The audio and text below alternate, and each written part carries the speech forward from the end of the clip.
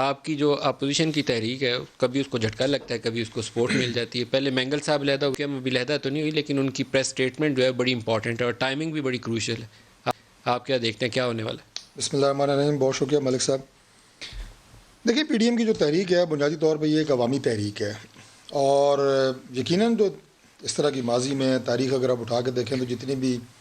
تحریکیں چلی ہیں اس میں اتار چڑھاؤ آئے ہیں، مد و جزر آئے ہیں. مینگل صاحب نے پی ڈی ایم کی تحریک کو جوائن کیا. ایم کیو ایم کے اپنے تحفظات ہیں، لیکن آپ دیکھیں گے کہ جب آگے جا کے انشاءاللہ مستقبل میں جب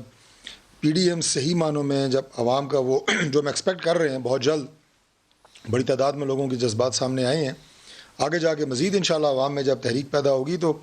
وہ جماعتیں جو آج حکومت کا حصہ ہیں وہ عوامی جذبات کی وجہ سے انشاءاللہ پی ڈی ایم کا حصہ بنیں گی. بنیادی طور پہ آج آپ نے کوشش کی اس پریس کانفرنس یا اس کے دائیں بائیں ایم کیو ایم سے انگیج کرنے کی، کیونکہ آپ کا وہ ایک ایونٹ بھی آ رہا ہے 27 دسمبر کا، تو موقع ہے فیصل سبزواری کو ایک فون کال ہی مار تو لیتے ہمیشہ ہوتے ہیں سیاسی جماعتوں میں، روابط ہوتے ہیں اور لیڈرز جو ہیں وہ کسی نہ کسی سطح کے اوپر ان ٹچ ہوتے ہیں. اور ایم کیو ایم جو ہے خاص طور پہ یہ ایم کیو ایم جو اس وقت اسمبلی کے اندر موجود ہے، ایم کیو ایم پاکستان جسے کہتے ہیں، اس کے لیے ہمارا بڑا ریگارڈ ہے اور یہ ایک ٹرو پولیٹیکل پارٹی ہے، ڈیموکریٹک پارٹی ہے. اس سے پہلے جو ایم کیو ایم تھی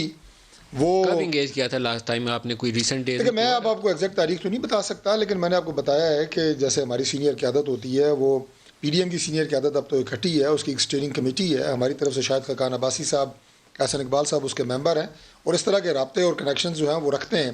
لیکن میں آپ کو یہ عرض کروں گا کہ ایک تو یہ جو آپ نے تحفظات دیکھے ایم کیو ایم کے،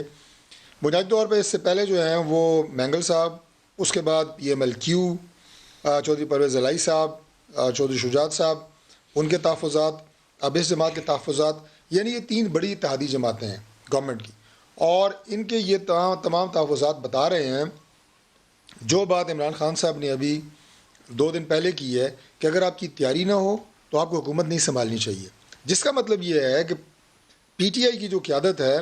وہ یہ صلاحیت نہیں رکھتی کہ وہ اپنی اتحادی جماعتوں کو اپنے ساتھ لے کے چلے، وہ ایک بہتر گورننس پیش کرے، وہ عوام کے مسائل عارف فضل صاحب آپ خود کمزور وکٹ پر ہیں. پنجاب کے اندر ریسنٹ ڈیز میں کافی موو بنی تھی کہ پرویز الہی صاحب جو ہے ان کے ساتھ ملا کر وہاں کچھ اور دنگا مشتی کی جائے بزدار صاحب کے خلاف. آپ کی اپنی جماعت میں اتفاق رائے نہیں ہے کیونکہ آپ یہ پلیٹ میں رکھ کے پرویز الہی کو دینے میں تیار نہیں ہے. میں آپ کو عرض کرتا ہوں کہ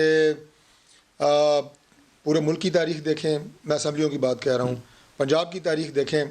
کوئی بہت اچھی نہیں ہے. جب بھی کسی طرف پاور ہوتی ہے تو اس طرف ممبران شفٹ ہوتے ہیں. لیکن میں داد دوں گا کہ اس وقت خاص طور پہ اپنی جماعت کے حوالے سے میں بات کروں گا کہ جس طرح ڈٹ کے لوگ ایم پی ایز ہیں، ایم این ایز ہیں،